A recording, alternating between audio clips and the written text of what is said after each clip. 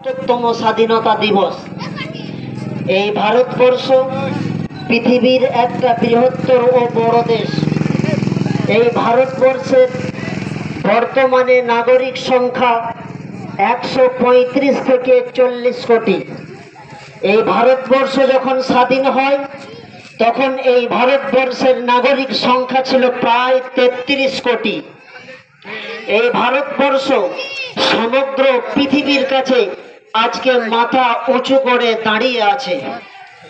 আমরা ইতিহাস থেকে জানতে পারি 1947 সালে 14 আগস্ট রাত্রি 12টার পর ইংরেজ বলেছিল, ব্রিটিশরা বলেছিল, এই ভারতবর্ষ পৃথিবীর কাছে আর মাথা তুলে দাঁড়াতে পারবে না।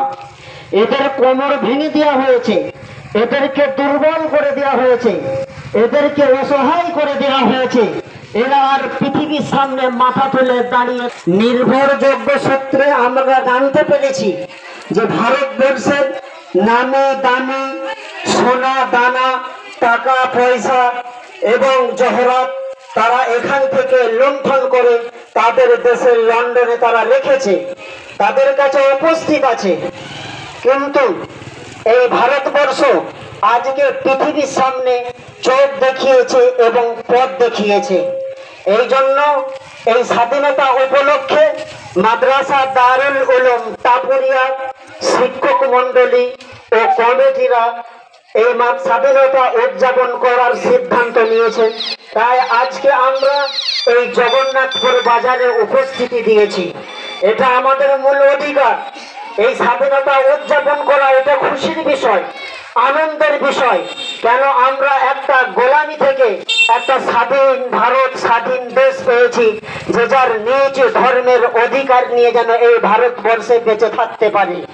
এই ভারতবর্ষকে স্বাধীন করতে গিয়ে যে সমস্ত সংগ্রামীরা সংগ্রাম চালিয়ে ভারতবর্ষের স্বাধীনতা আমাদের হাতে তুলে দিয়েছে, আমরা তাদেরকে আজকে স্যালুট জানাই যে তারা তাদের রক্ত দিয়ে, তারা জীবন দিয়ে, তারা টাকা পয়সা দিয়ে এই ভারতবর্ষকে আমাদের কাছে স্বাধীন করে তুলে দিয়েছে।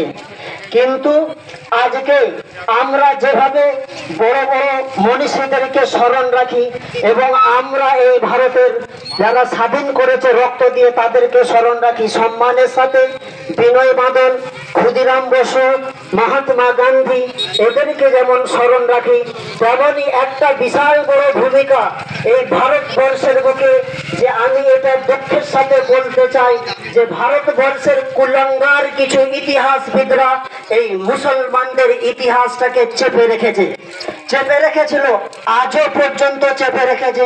স্কুল কলেজে ইউনিভার্সিটিতে যে যেখানে আছেন বা পড়াশোনা করছেন সকলে ভারতের এই ক্ষুদিরাম বসুকে চেনে, বিনয় বাদলকে চেনে, মহাত্মা গান্ধীকে চেনে।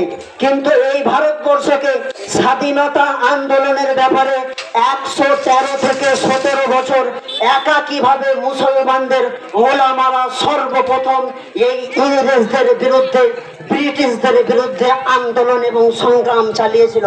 তার মধ্যে একটা বড় সংখ্যা মাদ্রাসা দারুল উলুম দেওবন্দের আকাবিরিন শেখুল হিন্দ মৌলানা মাহমুদুল হাসান দেওবন্দি যখন মাল্টার জেলে 3.5 বছরের ঊর্ধ্বে বন্দী ছিলেন, তার প্রায় 6-7 মাস পরে সমুদ্রে পথ দিয়ে বোম্বাইয়ে এসে উপস্থিত হয়েছিলেন।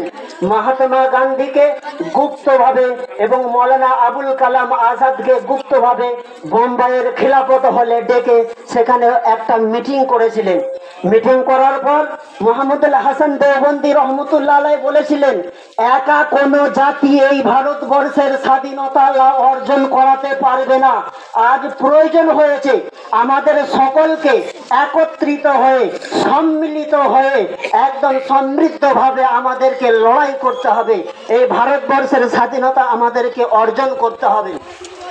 যখন মহাত্মা গান্ধীকে, মোহনদাস করমচাঁদকে ওই মুম্বাই খিলাফত হলে যখন নেতা বা বাছাই করা হয়, তখন মাহমুদুল হাসান দেওবন্দি রহমতুল্লাহ আলাইহি বলেছিলেন যে মোহনদাস করমচাঁদের হাতে স্বতন্ত্রভাবে যুদ্ধ করার জন্য কোনো অর্থ ছিল না। তাই জমিয়ত উলামায়ে হিন্দের তরফ থেকে তৎকালীন জনে 1,00,000 টাকা মোহনদাস করমচাঁদের হাতে তুলে দেওয়া হয়েছিল। আজকের বাজারে ওই 1,00,000 টাকা কোটি কোটি টাকার মূল্য রাখে। এরা ভাবেনি কে মুসলিম, কে জৈন, কে খ্রিস্টান, কে শিখ, সমস্ত জাত পাতের কোনো তারা ধর্মের কথা ভাবেনি। তারা এটাই ভেবেছিলেন যে আমরা কিভাবে ভারতবর্ষের স্বাধীনতা সংগ্রামে স্বাধীনতা লাভ করব, অর্জন করব। তাই আজকে আমরা খুশির সাথে, আনন্দের সাথে এই ভারতবর্ষে মাথা তুলে দাঁড়িয়ে আছি। এই ভারতবর্ষ সারা পৃথিবীকে চোখ দেখিয়ে বলে দিয়েছে যে এই ভারতবর্ষের একতা, এই ভারতবর্ষের মেলবন্ধন, এই ভারতবর্ষের সমৃদ্ধি সারা পৃথিবীকে চোখ দেখিয়েছে। এই জন্য আজকে আমাদের দায়িত্ব, প্রত্যেকটা জাতির দায়িত্ব ভারতের ভালোবাসাকে, ভারতের একতাকে, ভারতের মেলবন্ধনকে, ভারতের সমৃদ্ধকে, ভারতের জাতীয় সংহতিকে রক্ষা করা আমার আপনার সকলের দায়িত্ব। আজ আমরা কয়েক বছরে যাবৎ লক্ষ্য করে দেখেছি যে প্রত্যেকটা মানুষের কাছে সারা ভারতবর্ষের মাটিকে অশান্ত করে রেখেছে বিজেপি নামক সাম্প্রদায়িক দল। তারা হিন্দু মুসলমানে, জাতপাতে, ইহুদি খ্রিস্টানে তারা লড়াই লাগিয়ে রেখেছে। কিন্তু আমি বলবো দায়িত্ব সহকারে, আজকে আমার আপনার শিখ বলুন, হিন্দু বলুন, জৈন বলুন, সকলের দায়িত্ব হলো সাম্প্রদায়িকতার হাত থেকে দেশকে রক্ষা করা এবং মুক্ত করা। আমাদের ভারতবর্ষের সংবিধান আমাদেরকে অধিকার দিয়েছে, কেউ মন্দিরে যাবেন, কেউ মসজিদে যাবেন, কেউ গির্জায় যাবেন, এটা নিজের নিজের ব্যক্তিগত স্বাধীনতা। এই স্বাধীনতা কেউ কেড়ে নিতে পারে না। কিন্তু দুঃখের বিষয় হলো ভারতের ইতিহাসকে চেপে রেখে মুসলমানদের উপরে অত্যাচার এবং নির্যাতন চালানো হচ্ছে। কিন্তু এই রকম দুর্দশার হাত থেকে ভারতকে রক্ষা করা আমাদের দায়িত্ব ও কর্তব্য।